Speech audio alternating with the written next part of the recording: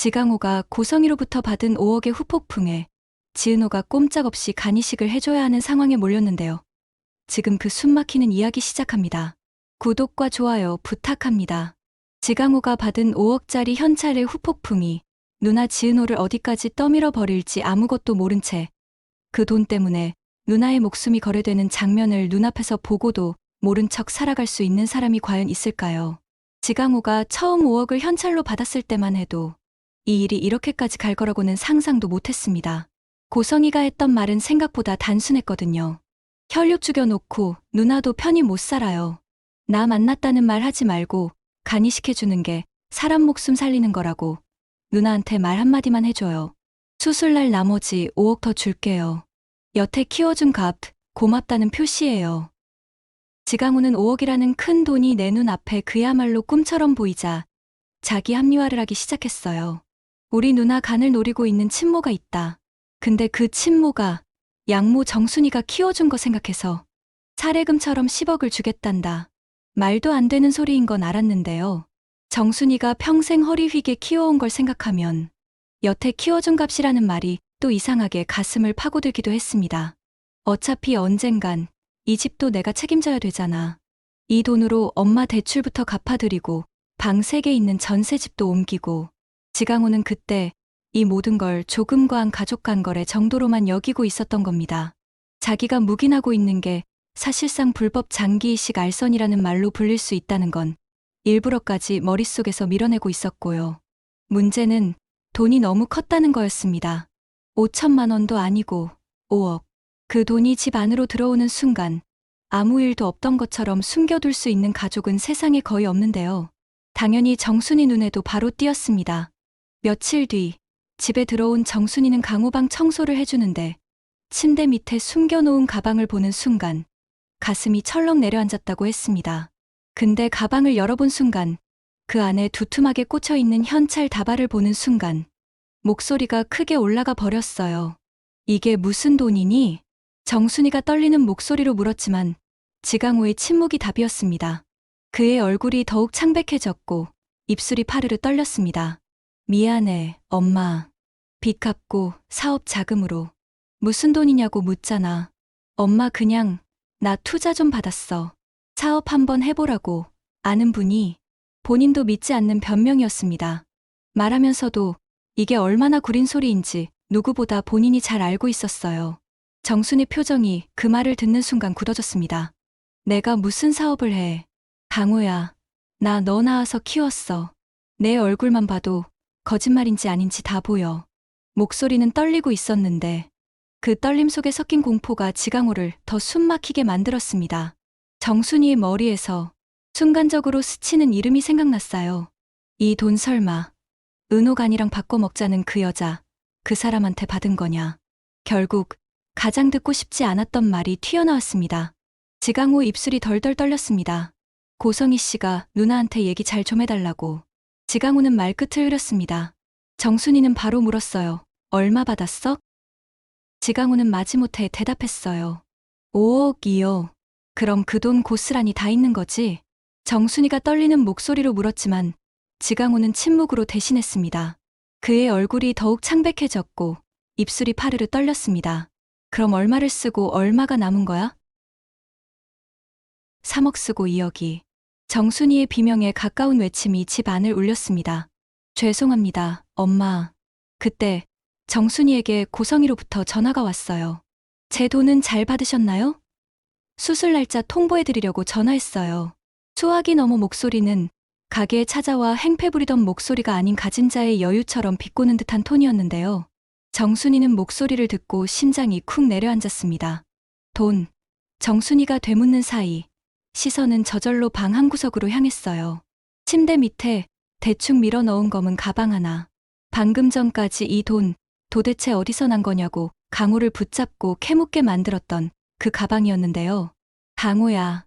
정순이는 수화기를 어깨와 귀 사이에 낀 채 떨리는 손으로 가방을 끌어냈습니다. 지퍼를 확 열어젖히는 순간 안쪽에 차곡차곡 들어있는 돈다발이 눈에 들어왔는데요.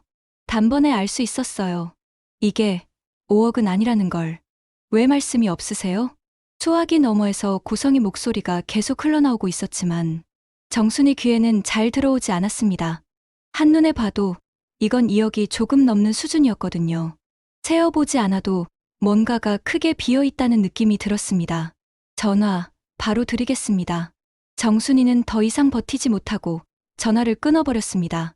손이 너무 떨려서 빨간 통화 종료 버튼을 2번이나 눌러야 했고요. 전화를 끊고 고개를 들자 벽에 멍하니 서 있던 지강호와 눈이 마주쳤습니다. 지강호는 이미 알고 있었습니다. 정확히 이 가방 안에 얼마가 들어있는지. 5억 중에서 3억은 이미 흘러나간 상태였거든요. 하나는 정순이 몰래 갚아버린 대출 상환. 이자만 나가도 한 달에 몇백씩 나간다면서 평생 짐처럼 안고 있던 그 빚에 처음으로 목돈을 꽂아 넣었고요. 둘째는 언젠가 옮겨가겠다고 마음만 먹고 있던 방 3개짜리 전셋집 계약금. 계약금 걸어 놓으면 되돌리기 힘들다는 걸 알면서도 그 길로 바로 걸었습니다. 그 모든 걸 한꺼번에 정리하고 나니 손에 남은 건 딱 2억 정도였어요. 어차피 이 돈 언젠가 돌려줘야 하면 지금부터라도 조금씩 채워 넣으면 되겠지. 그게 지강호가 스스로에게 했던 합리화였습니다. 문제는 그 합리화를 정순이도 믿어줄 거라고 막연하게 생각했다는 거였고요. 엄마 대출이랑 전세 계약금이랑 엄마 우리 집 이사 가고 싶다고 맨날 말했잖아요. 방 3개짜리 전세 한번 가보는 게 소원이라면서. 그래서 한 번은 나도 엄마 소원 좀 들어드리고 싶어서 말을 하면 할수록 자기 목소리가 더 초라해지는 게 느껴졌습니다. 정순이의 흐느끼는 소리가 작게 흘러나왔습니다. 긴 한숨 사이 어딘가에 있는 소리였는데요. 그래, 내가 평생 허리 휘게 벌어온 돈으로는 대출 한 푼도 제대로 못 줄였는데 내 딸 간값으로 싹 정리했구나. 그렇게 말하지 마요, 엄마. 어떻게 말할까? 너 지금 무슨 상황인지 아니? 이 돈, 근데 우리가 받아서 그중 3억은 이미 썼어. 이제부터는 우리가 아무리 발뺌해도 불법 장기이식 알선에 발을 담근 사람들이 되는 거야. 그 말에 지강호 다리가 풀려 그대로 의자에 털썩 주저앉았습니다. 그래서 제가 오늘 말하려고 했던 거예요. 엄마한테 다 말하고 나머지 2억은 돌려주자고. 3억 쓴 건 제가 죽어라 벌어서 채워 넣든 어떻게든 할게요. 그러니까 지금이라도 뭐 이 돈만 조용히 돌려주고. 그러면 그 여자가 조용히 돌아갈까? 정순이가 바로 잘랐습니다. 그 사람은 지금도 수술 날짜 통보하겠다고 전화하는 사람이야. 돈 일부 쓴 거 알게 되면 뭐라고 하겠어. 내 돈으로 빚 갚고 잘 먹고 잘 살다가 이제 와서 발 빼겠다고 한다고 가만두겠냐고. 지강호는 그 질문에 바로 대답을 못했습니다. 머릿속이 하얘졌습니다. 단순히 돈 돌려주면 끝난다가 아니라는 걸 이제야 제대로 느끼기 시작했거든요. 그래서 이제부터는 돈이 아니라 증거부터 모아야 돼. 잠시 후 정순이가 입을 열었습니다. 증거요? 그래. 우리가 이 돈을 어떻게 받았는지, 그 여자가 뭐라고 말하면서 줬는지, 우진이라는 사람은 누구고 어느 병원에서 어떤 의사랑 짜고 있는지 지금까지는 내 머릿속에만 있는 일이었잖아. 이제부터는 내 손에 뭔가가 남아야 돼. 그 말에 지강호 머릿속에 어렴풋하게 생각 하나가 떠올랐습니다. 엄마, 혹시 제가 그 사람 만날 때 녹음해 오면 도움이 될까요? 말을 꺼내고도 스스로 깜짝 놀랐습니다. 내가 지금 정말 이런 생각을 하고 있는 거야? 라는 두려움이 동시에 밀려왔거든요. 이미 3억 쓴 순간부터 우리는 같이 망하는 쪽에 한 발 들여놓은 거야. 이제라도 방향을 틀려면 뭐라도 손에 쥐고 있어야지. 그 말은 지금부터는 증인이 돼야 한다는 선언처럼 들렸습니다. 그럼 전화 다시 해야겠네요. 지강호는 휴대폰을 집어들었습니다. 뭐라고 할 건데? 오늘 병원 근처에서 직접 뵙자고 할 거예요. 수술 날짜 얘기하고 싶다고, 병원도 보고 싶다고, 우리도 가족끼리 상의 좀 해봐야 하니 한 번 더 얼굴 보고 얘기하자고. 그래. 정순이는 고개를 끄덕였습니다. 대신 오늘은 그냥 가서 죄송합니다만 하고 오지 마. 그 사람 입에서 직접 듣고 와. 수술만 끝나면 나머지 5억 더 준다는 말. 공여자 잠수쇼 운운하는 말. 병원장이 다 알고 있다는 말. 그게 다 내일 휴대폰 안에 남을 수 있게. 지강호는 그 말을 들으면서 휴대폰 화면을 내려다봤습니다. 평소에는 게임 깔아두고 동영상 보던 화면이었는데 이제는 자기 인생이 어느 쪽으로 기울지 정하는 검은 상자처럼 느껴졌습니다. 엄마, 문 밖으로 나가기 직전 지강호가 한 번 더 돌아봤습니다. 나 혹시라도 잘못하면 엄마까지 엮일 수도 있어요. 강호야. 정순이는 힘겹게 웃었습니다. 이미 내가 3억 쓴 순간부터 나도 같이 엮였어. 문을 나서기 직전 지강호는 잠깐 숨을 골라봤습니다. 거실 한가운데 놓인 가방 속 기억, 평생 만져보지도 못했던 액수의 잔해와 싱크대 가장자리를 붙잡고 버티는 정순이의 마른 손등이 한 장의 화면처럼 눈에 박혔어요. 증거를 잡자 그 생각을 떠올리면서 지강호는 조용히 문을 열고 나섰습니다. 이제 자기가 쓴 3억이 단순히 탕진한 돈이 아니라 사람 목숨을 건 판을 뒤집는데 어떤 역할을 하게 될지 그 답을 확인하러 가는 길이었는데요. 그 순간만큼은 누구도, 지강호 본인조차도 그 결말을 상상하지 못하고 있었습니다. 병원 근처 카페에 도착했을 때 지강호는 솔직히 도망가고 싶었다고 했습니다. 문 손잡이를 잡은 채 한참을 서 있다가 결국 여기서 도망치면 진짜 끝이구나 하는 생각이 들어서야 조용히 안으로 들어갔어요. 강호 씨, 여기요. 구석 자리에서 손을 흔드는 사람이 있었습니다. 말하지 않아도 알 수 있었어요. 고성이, 뭐 마실래요? 괜찮습니다. 그냥 물이나. 그래도 내가 5억 준 사람인데 아메리카노 한 잔 정도는 사줄 수 있어요. 말투는 가벼운 농담처럼 들렸지만 5억 준 사람이라는 말이 대놓고 힘의 차이를 찍어 누르는 것처럼 느껴졌습니다. 지강호는 자리에 앉으면서 슬쩍 휴대폰을 무릎 위로 내렸습니다. 주머니 안에서 미리 켜둔 녹음 앱 화면이 옅은 빛을 내고 있었는데요. 손가락 하나만 아래로 쓸어내리면 바로 빨간 동그라미를 누를 수 있는 상태였습니다. 아까 어머니랑 통화는 잘하셨어요? 고성이가 먼저 말을 꺼냈습니다. 목소리가 조금 날카롭던데 설마 5억 때문에 싸우신 건 아니죠? 어머니가 놀라셔서요. 현찰 5억이 집 안에 들어온 적이 없으니까요. 지강호는 되도록 감정을 숨기고 말했습니다. 그래서 제 입으로 한 번 더 정리해서 여쭤보고 오라고 하셨어요. 이 돈이 어디서 나온 돈인지, 뭐에 대한 값인지, 누구 목숨이랑 바꾸자는 건지, 그걸 내가 똑바로 듣고 오면 그 다음에 나한테 다시 말을 해라고 그 말을 끝내면서 슬쩍 허벅지 쪽으로 시선을 내렸습니다. 그리고 아주 조심스럽게 주머니 속 휴대폰을 꺼내 테이블 옆 의자 쪽으로 내려놓는 척하면서 녹음 버튼을 눌렀어요. 작은 진동이 한번 손바닥을 스쳐 지나갔고 이제부터 나오는 모든 말이 기록이 되는 순간이었습니다. 어머니 말씀이 딱 맞네요. 고성이는 웃으면서도 눈빛에서는 웃지 않고 있었습니다. 그러면 제가 한 번 더 정리해서 말씀드려 볼게요. 우리 우진이는 지금 간 이식을 안 하면 몇 달을 못 버티는 상황입니다. 간 이식을 받으면 물론 평생 약 먹고 관리해야 하겠지만 그래도 산다는 선택지가 생기고요. 문제는 공여자예요. 그 말에 지강호 어깨가 저절로 굳어졌습니다. 처음에 저도 돈으로 해결할 수 있으면 좋겠다고 생각했죠. 그래서 일반 공여자 쪽으로 알아봤어요. 근데 아시죠? 돈만 있다고 되는 문제가 아니라는 거. 대기자 순번도 있고 조건도 까다롭고 무엇보다 시간이 너무 걸려요. 우리 우진이 몸은 그만큼 버텨주질 못하거든요. 그동안 들은 말이라 익숙해질 법도 한데 이제는 한 단어 한 단어가 그냥 핑계처럼 들리기 시작했습니다. 그럼 왜 하필 우리 누나 간이어야 합니까? 지강호는 그 질문을 처음으로 정면에서 꺼냈습니다. 같은 사람 간인데 왜 꼭 그 간이어야 되는지 한 번만 제 입으로 들을 수 있게 말씀해 주세요. 고성이는 잠시 커피잔을 돌리더니 아주 담담한 표정으로 말하기 시작했습니다. 이유는 간단해요. 첫째, 혈연. 수치상으로 가장 잘 맞거든요. 둘째, 시간.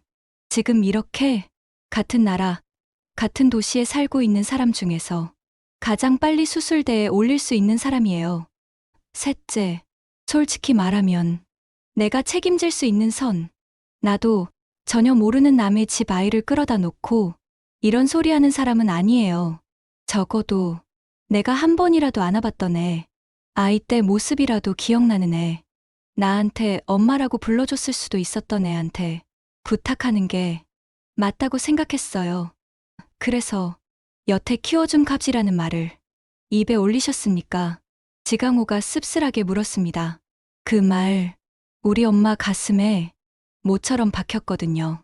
과하게 들렸다면 죄송해요. 그럼 수술은 어떻게 진행될 겁니까? 그는 일부러 더 구체적인 질문을 던졌습니다. 병원은 어디고, 공여자 등록은 어떻게 하고, 그 잠수 탄 공여자라는 건 대체 무슨 뜻인지 그 부분을 좀 정확하게 설명해 주시죠.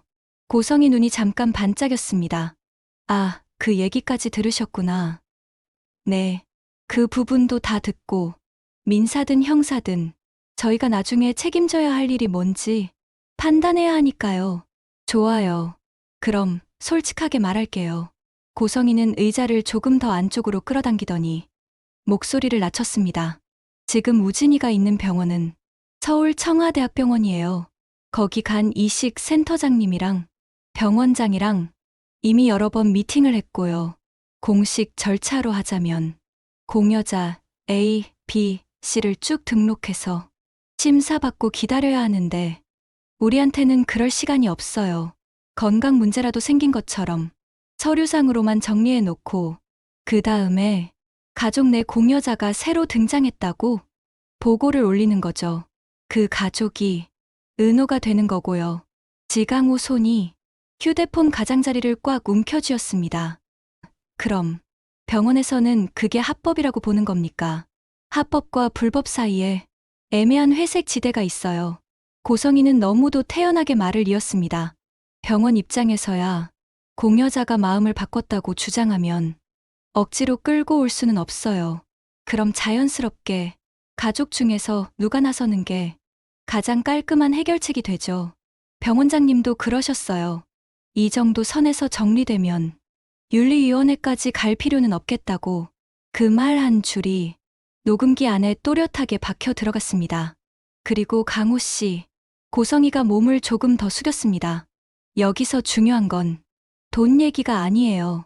전에도 말했지만 5억이 많으면 많고 적으면 적지만 솔직히 제가 그 돈 안 준다 그래서 우진이 수술비를 못 내는 사람은 아니에요. 그냥 어머니 생각이 나서 그랬던 거예요. 내가 낳은 책임이라는 것이 있으니까. 그래도 키워주신 분 손에 뭔가 남겨드리고 싶었어요. 그래서 5억 한 번에 드린 거고 수술날 잘 끝나면 나머지 5억도 생각해 보겠다고 한 거예요.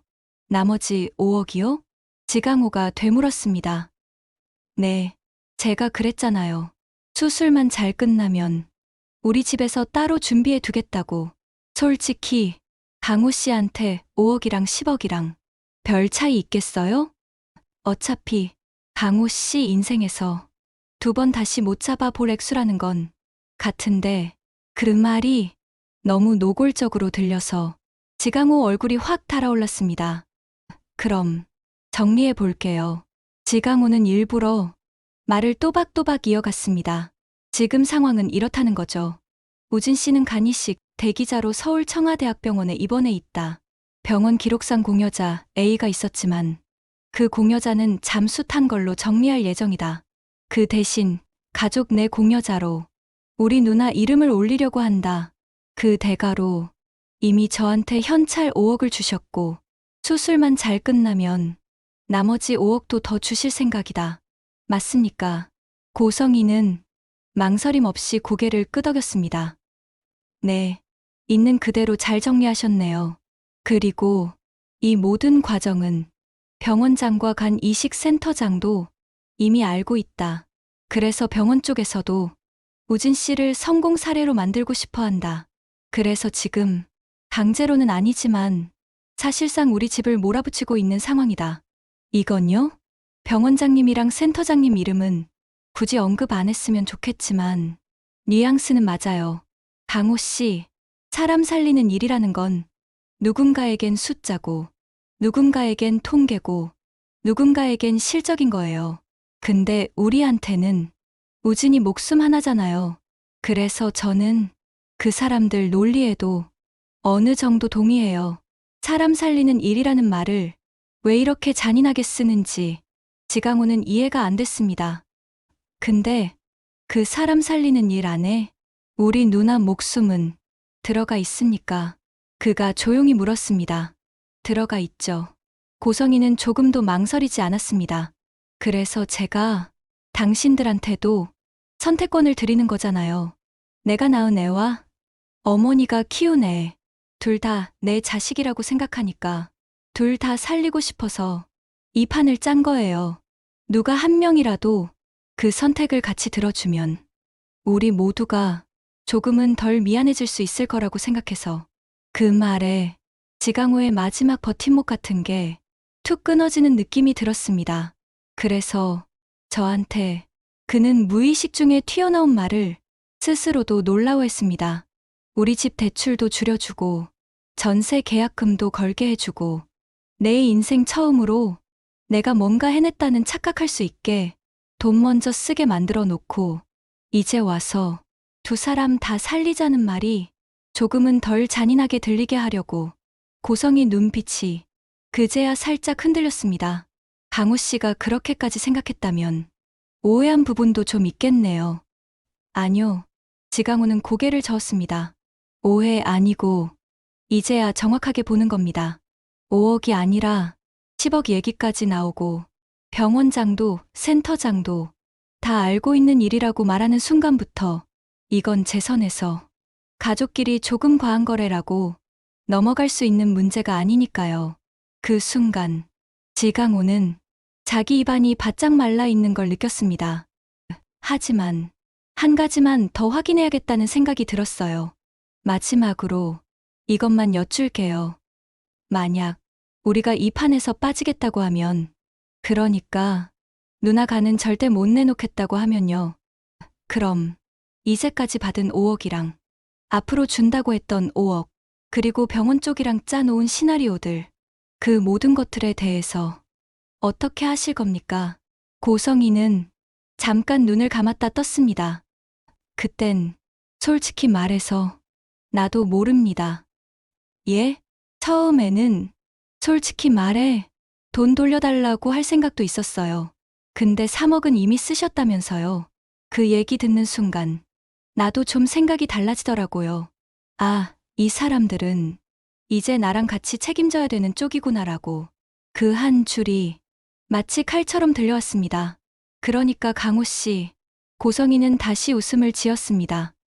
우리 이제 한 배 탄 사람이에요. 누나를 설득하든 다른 방법을 찾든 어디까지 가든 같이 가야 되는 사이라는 거예요.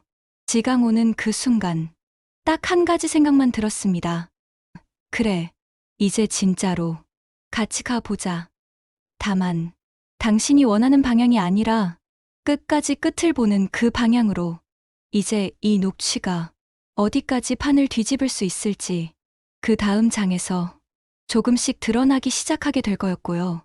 카페를 나와서 집까지 걸어오는 길이 지강호에게는 너무 멀었답니다. 일단 이거부터 들으셔야 될 것 같아요. 그는 휴대폰을 꺼내 녹음 목록에서 방금 전 파일을 눌렀습니다. 몇 초간의 잡음 이후 카페에서 들었던 그 목소리가 집 안으로 다시 흘러나오기 시작했습니다. 녹음 소리를 듣는 정순의 표정이 점점 굳어갔습니다. 3억은 이미 쓰셨다면서요. 그 얘기 듣는 순간 나도 생각이 달라지더라고요. 아, 이 사람들은 이제 나랑 같이 책임져야 되는 쪽이구나라고. 마지막으로 고성이의 저 말이 나오는 순간 정순이 눈에서 눈물이 또르르 흘러내렸습니다. 짧게 한마디가 나왔습니다. 엄마, 끄라고. 더 이상 안 들어도 알겠어. 인연이 우리를 뭘로 보는지. 지강호는 서둘러 재생을 멈췄습니다. 한동안 둘 다 아무 말도 못했습니다. 엄마, 제일 먼저 사과부터 할게요. 3억 쓴 거 어떤 변명으로도 안 덮인다는 거 알아요. 그냥 처음엔 진짜 몰랐고 나중엔 알면서도 에라 모르겠다 싶어서 썼어요. 엄마 대출 줄어드는 거 보면서 그래도 나도 한 번은 집에 도움이 됐다고 혼자 착각했어요. 근데 지금 이 녹음 다시 들으니까 그게 다 저 사람 계산이었던 것 같아서 토가 나올 것 같아요. 정순이는 눈물을 꾹 참고 한 줄만 내뱉었습니다. 적어도 내가 받아온 돈이 어디서 나온 돈인지, 내가 쓴 3억이 어떤 상황에 있던 돈인지, 이제는 우리 둘 다 귀로 똑똑히 들었잖아. 이제부터는 몰랐다고 발뺌할 수 있는 단계는 지났다는 얘기지. 정순이는 가방을 한 번 더 내려다봤습니다.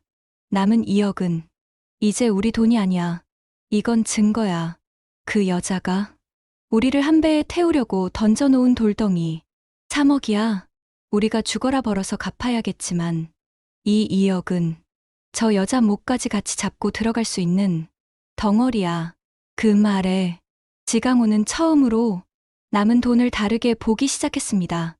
지금까지는 그래도 이 정도라도 남아있으니 다행이라고 어딘가에 기대고 있었는데 이제부터는 이걸 어떻게 써야 우리가 같이 매달리지 않고 저 사람만 끝까지 끌고 갈 수 있을까? 그 생각이 먼저 들기 시작했거든요. 그럼 이제 어떻게 해야 돼요? 지강호가 조심스럽게 물었습니다. 변호사부터 찾아갈까? 경찰서부터 가야 할까? 정순이는 잠시 생각하다 입을 열었습니다. 일단 우리 편 좀 생각해봐. 지강호도 딱 한 사람이 떠올랐습니다. 지혁이 형이요? 그래, 지혁이면 지금 이 상황을 어떻게 봐야 하는지라도 말해줄 수 있을 거야. 그날 밤 지강호는 손가락을 몇 번이나 떨다가 겨우 멈추고 이지혁 번호를 눌렀습니다. 지혁이 형, 저 지강호입니다. 전화 너머로 들려오는 목소리는 평소처럼 담담했지만 딱 한 줄이 달랐습니다. 혹시 저희 좀 도와줄 수 있어요? 이지혁이 조용히 대답했습니다. 어딘데? 내가 갈게.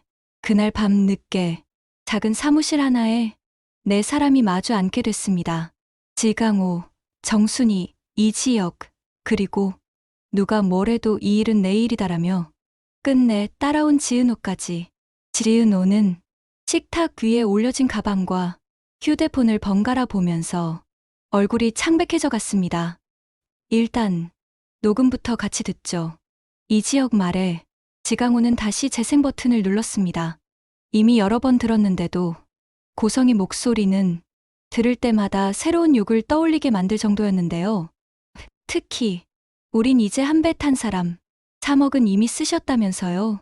이 부분이 나올 때마다 지은호 손이 자기도 모르게 꽉 움켜쥐어지는 게 보였습니다. 녹음이 끝나자 잠시 아무도 말을 하지 않았습니다. 조용한 방 안에서 제일 먼저 입을 연 사람은 지은호였습니다.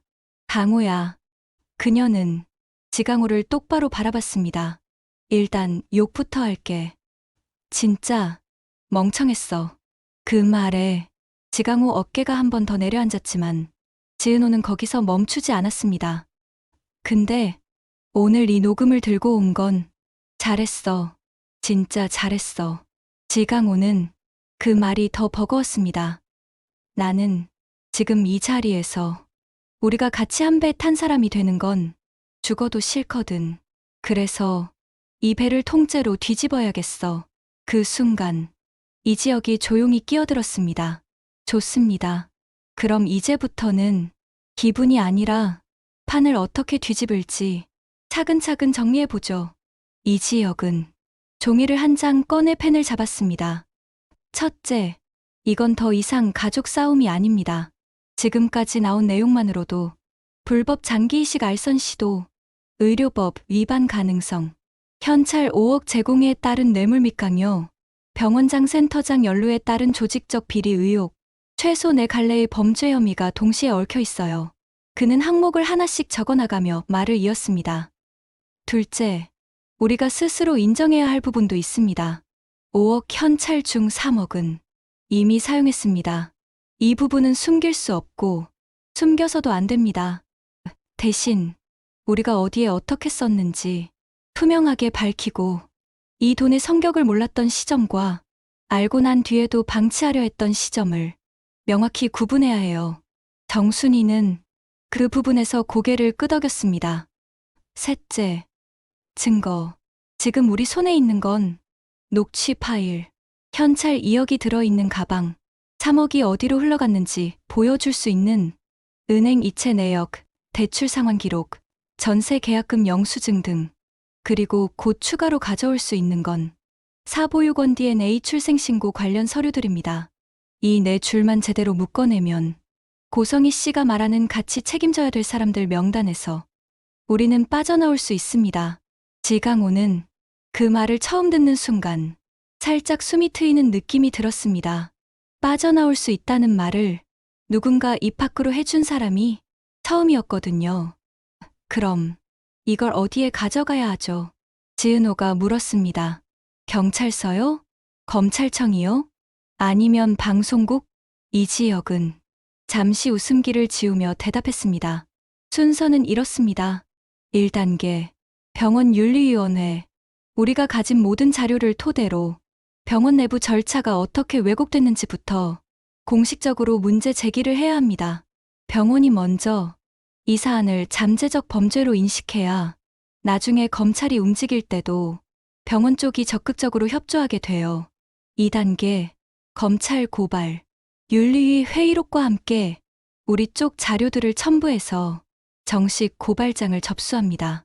고발 주체는 피해자인 여러분 이름으로 할 수도 있고 제3자인 제 이름으로 대신할 수도 있고요.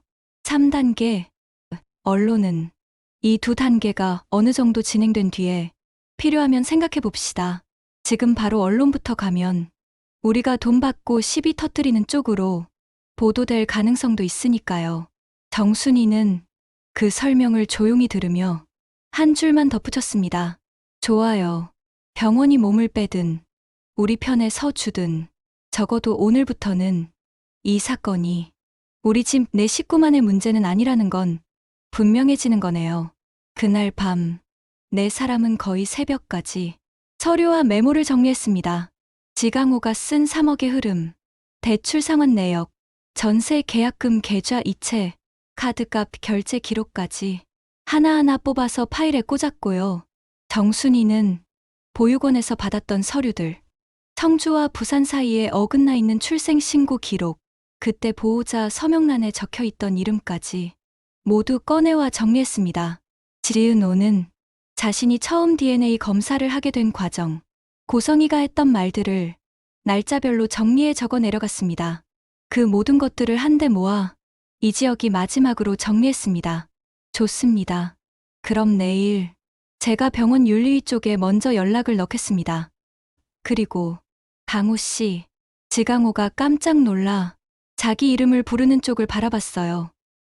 네, 지금부터는 당신이 3억 쓴 사람인 동시에 이 녹취를 만든 사람이라는 걸 절대 잊지 마세요. 당신이 한 잘못은 당신 몫으로 끝까지 가져가야 하지만 당신이 오늘 만든 선택 역시 끝까지 책임지고 주장해야 합니다. 그래야 판이 진짜로 뒤집힙니다. 지강호는 그 말에 고개를 깊이 숙였습니다. 네, 도망 안 갈게요. 어디까지 가든 같이 가볼게요. 다만 이제는 누나 간 건들지 못하게 하는 쪽으로. 그날 밤 5억 중 3억을 이미 써버린 사람이 처음으로 그 5억을 판을 뒤집는 증거로 쓰겠다고 마음먹은 순간이었습니다. 마지막 페이지 마무리. 병원 윤리위원회는 생각보다 빨리 열렸습니다. 서울 청와대학병원 장기이식 심의윤리위원회 회의실. 긴 테이블 끝에 앉은 위원장은 지강호가 건넨 휴대폰과 이지혁이 정리해 온 문서를 번갈아 보면서 입술을 굳게 다물었어요. 일단 녹취 내용에 나온 이름들. 우리 병원 관계자 맞습니다. 그 말 한 줄만으로도 회의실 안공기가 바뀌었습니다. 병원장, 간 이식센터장, 코디네이터 실장. 이 사람들 다 우진군 케이스에 관여해 있어요. 공식 서류상으로는 일반 기증자 A가 공여자로 올라가 있었고, 최근에 가족 내 공여자 B 검토가 내부 문서에 언급된 상태였습니다. 법무팀 직원이 얼굴빛이 새하얘진 채 덧붙였습니다. 문제는 녹취 내용대로라면 이게 단순히 가족 간 이식이 아니라 5억 현찰 제공, 공여자 A 잠수 조작 시나리오, 병원 최고위급이 관여한 알선, 이 전부가 유기적으로 연결되어 있다는 점입니다. 윤리위원장은 결국 고개를 끄덕였습니다. 이 사안은 병원 내부 징계선에서 끝날 일이 아닙니다. 윤리위 명의로 녹취 파일 서류 일체를 검찰에 공식 통보하겠습니다. 그 말에 지강호와 정순이, 지은호, 이지혁, 네 사람이 서로를 한 번씩 바라봤습니다. 이제 정말로 돌이킬 수 없게 되는구나. 하지만 동시에 이제야 제대로 시작이구나라는 생각도 같이 들었어요. 검찰 수사는 병원 외부에서 시작해 곧장 재벌가 안쪽까지 파고들었습니다. 고성희가 병원장 코디네이터에게 여러 차례 별도 접대를 했던 내역, 박진석 회사 계열사 자금이 이상한 경로로 빠져나갔다가 다시 현금화된 정황, 그중 일부가 간 이식 로비 공여자 관리 비용 명목으로 쓰인 흔적까지 드러나면서 사건은 순식간에 불법 장기 이식 알선 및 배임 횡령 의혹으로 커져 버렸습니다. 언론에서도 그룹 며느리, 아들 간 이식 위에 불법 장기 알선 의혹 타이틀로 연일 다뤘고요. 고성희가 평생 쌓아 올렸다고 믿었던 선한 영향력 이미지는 며칠 만에 무너져 내렸습니다. 그 와중에도 한우진 몸 상태는 점점 더 나빠지고 있었습니다. 지금 상태로는 길어야 몇 주입니다. 주치의 말에 고성희는 그 자리에서 주저앉을 뻔했어요. 이렇게 수사가 진행 중이면 수술 아예 못하는 겁니까? 아닙니다. 다만 이전처럼 공여자 A가 있다, 없다, 서류를 이리저리 바꾸는 방식은 절대 허용할 수 없습니다. 윤리위에서도 강하게 선을 그었고요. 지금 가능한 건 단 하나뿐입니다. 단 하나요? 가족 내에서 어떠한 금전 거래 강요 조건도 없이 자발적으로 나서는 공여자가 있을 경우, 그 경우에 한해서만 철저한 심사와 동의 과정을 거쳐 수술을 검토할 수 있습니다. 가족, 고성희는 그 말을 되뇌다 말고 멈췄습니다. 원래라면 그 자리에 지은호 이름을 올리려고 했던 게 자신이었다는 사실이 머릿속을 후벼 팠기 때문이었어요. 그날 밤 박진석이 조용히 가족 대기실 문을 닫고 들어왔습니다. 이제 숨길 것도 없지 않나. 그는 두툼한 서류 봉투를 탁자 위에 내려놓았습니다. 뭐야, 그건. 내가 어디서 얼마나 꺼내 쓴 건지 적나라하게 적힌 종이들. 박진석은 봉투 안에서 계좌 내역과 재무팀 보고서를 꺼내 펼쳤습니다. 회사 돈 빼서 현금화한 흔적, 그 현금이 어느 날 통째로 사라졌다가 얼마 후 내 동생 통장으로 꽂힌 내역, 그리고 그 동생이 몇 달 동안 대출 상환 전세 계약금 명목으로 돈을 쓴 기록. 고성희 얼굴이 점점 색을 잃어갔습니다. 진석 씨, 난 그냥 우진이 살리려고. 알아. 너 입에서 그 말 100번은 더 들었다. 우진이 살리려고. 엄마니까 어쩔 수 없었다. 근데 듣다 보니 질리더라. 엄마라는 말 뒤에 뭘 얼마나 숨겨두고 살아왔는지. 박진석은 조용히 한 장을 더 꺼냈습니다. 검찰 수사 협조 요청서야. 병원 윤리위에서 이미 자료 넘겼고 우리 회사 재무팀도 자료 제공에 동의한 상태다. 이제 나는 너 대신 거짓말해줄 자리도 없어. 고성희는 마른 침을 꿀꺽 삼켰습니다.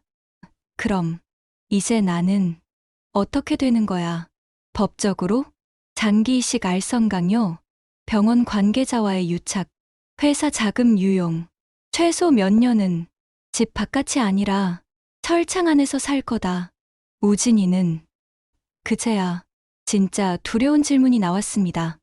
우진이는 어떻게 되는 거야? 박진석은 잠시 눈을 감았다 떴습니다. 지금 의사 말로는 살아날 가능성이 아주 조금 남아 있다더라. 대신 그 길은 단 하나뿐이래. 뭔데? 내 간. 고성이는 그 말 한 줄에 숨이 턱 막혔습니다. 나라고? 나이도 있고, 기저질환도 있고, 위험하겠지. 근데 처음엔 그 위험을 남의 집 딸한테 다 떠넘기려고 했잖아. 이제는 똑같은 위험을 내가 한 몸으로 다 떠안고 가라는 거다. 잠시 길고도 무거운 침묵이 흘렀습니다. 진석 씨, 난 무서워. 처음으로 아무 포장도 없이 나오는 한마디였습니다. 수술대에 눕는 것도, 혹시라도 못 깨어날 수도 있다는 것도, 내가 사라지고 나면 우진이 혼자 어떻게 버틸까 하는 것도 다 무서워. 박진석은 그 말을 한참 듣고 있다가 조용히 말했습니다. 나도 무섭다.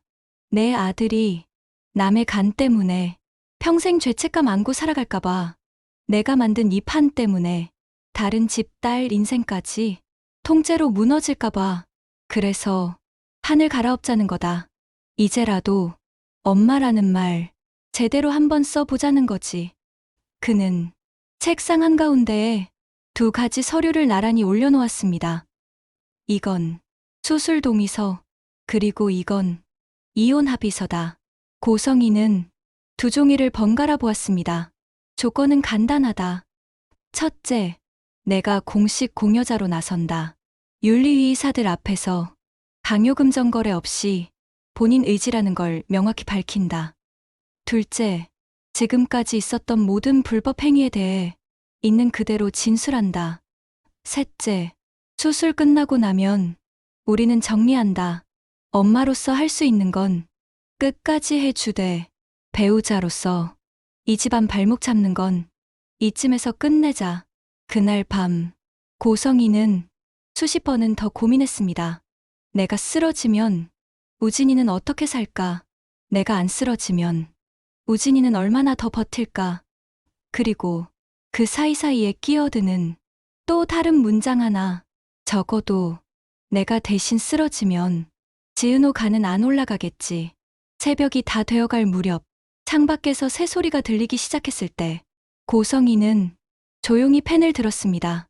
수술 동의서에 사인을 하고 그 옆 이혼 합의서에도 같이 이름을 적었습니다. 이게 내가 할 수 있는 마지막 계산이겠지. 이번만큼은 사람 목숨의 값을 매기는 계산이 아니라 자기가 버려놓은 일을 자기 몸으로 책임지는 계산이길 기도하면서요. 수술날 수술실 앞 복도에서 한우진과 고성이는 마지막 눈인사를 나눴습니다. 엄마, 왜? 그래도 은호 누나 간 아니어도 나 살 수 있나 보네. 장난처럼 말했지만 눈가가 살짝 젖어 있었습니다. 미안하다. 고성이는 마지막으로 솔직한 말을 꺼냈습니다. 너한테도 지은호한테도 엄마가 너무 늦게 사람이 된 것 같아서. 엄마, 한우진은 마취가 시작되기 직전에 마지막으로 한마디를 더 남겼습니다. 수술 잘 끝나면 나 직접 가서 말할 거야. 누나 간 아니어도 나 살 수 있었어요라고. 그래야 나도 좀 덜 미안할 것 같아서. 그 말을 끝으로 마취제는 천천히 그의 의식을 끊어냈습니다. 수술은 길고도 치열했지만 몇 시간 끝에 성공적이라는 말이 나왔습니다. 한우진은 세간을 받아 서서히 회복기에 들어섰고, 고성이 역시 크게 위태롭지 않은 상태로 중환자실을 거쳐 일반 병실로 옮겨졌습니다. 하지만 2사람의 인생에 내려진 판정은 의학적인 것만이 아니었습니다. 수술 후 몇 달 뒤 법정에서는 전혀 다른 종류의 판결이 내려지고 있었거든요. 재판정. 판사는 긴 판결문을 내려놓으며 말했습니다. 피고인 고성이는 자신의 아들을 살리겠다는 명목 아래 남의 자녀의 간을 거래 대상으로 여기고 현찰 5억을 제공하며 불법 장기 이식을 시도했습니다. 그 과정에서 병원 관계자들을 끌어들여 의료 체계를 왜곡했고 회사 자금을 유용해 자신과 가족의 문제를 타인의 돈으로 해결하려 했습니다. 그 죄질은 결코 가볍다고 보기 어렵습니다. 법정안이 숨죽인 채 조용해졌습니다. 다만 수술 막판에 피고인이 스스로 공여자로 나서 아들을 살린 점, 재판 과정에서 자신의 잘못을 대체로 인정하고 남은 2억 현찰을 전액 반환 출연한 점, 피해자 가족들이 적어도 우리 딸과는 건드리지 않았다는 이유로 최소한의 선처를 탄원한 점은 유리한 정상으로 참작합니다. 판사는 마지막 문장을 읽었습니다. 이에 피고인 고성희에게 징역 5년을 선고합니다. 몇 달 뒤 교도소 접견실 플라스틱 칸막이 사이로 지은호와 고성희가 마주 앉았습니다. 있네요. 지은호가 먼저 말을 꺼냈습니다. 한우진 씨도 선생님도 그래, 내 간 안 떼고도 둘 다 살아있네. 고성희는 작게 웃었습니다. 그거 하나는 그래도 다행이다. 잠시 침묵이 흘렀습니다. 오빠가요. 지은호가 조용히 말했습니다. 처음엔 자기가 3억 쓴 걸로 밤마다 미쳤다는 듯이 후회했는데요. 요즘은 딱 한마디만 하더라고요. 그래도 그 3억 때문에 끝까지 판을 팠다고.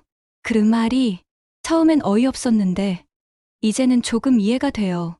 고성희는 고개를 끄덕였습니다. 맞는 말이네. 3억을 안 썼으면 아마 그 돈 그냥 다시 돌려주고 조용히 덮었을 거야. 그랬으면 나도 병원도 회사도 아무 일 없었다는 얼굴로 또 다른 짓 했겠지. 그녀는 잠시 말을 멈추더니 마지막으로 한 줄을 덧붙였습니다. 범죄는 중간에 덮는다고 없어지는 게 아니더라. 끝까지 파야 누가 어디까지 망가졌는지 또 누가 어떻게 살아남았는지 드러나는 거더라. 지은호는 자리에서 일어나기 전 그녀를 향해 한마디 남겼습니다. 저기, 엄마라는 말은 여전히 입에 걸렸지만 그래도 예전처럼 차갑게만 부를 수는 없었습니다. 저 당신처럼 살진 않을 거예요. 누구 목숨에 감 매기지도 않을 거고 누구 간이랑 돈을 같은 선에 올려놓지도 않을 거고요. 대신 누가 또 이런 짓 하려고 하면 끝까지 파서 잡아낼 거예요. 그게 지금 우리가 산 값이라고 생각하려고요. 고성희는 작게 웃으며 고개를 끄덕였습니다. 그래, 넌 날 닮지 말고 살아라. 그 말 하려고 여기까지 온 거니까. 교도소 문을 나서며 지은호는 하늘을 한번 올려다봤습니다.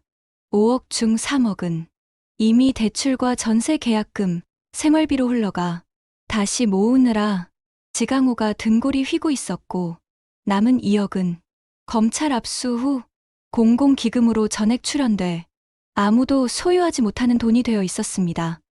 결국 누구 손에도 남지 않은 5억.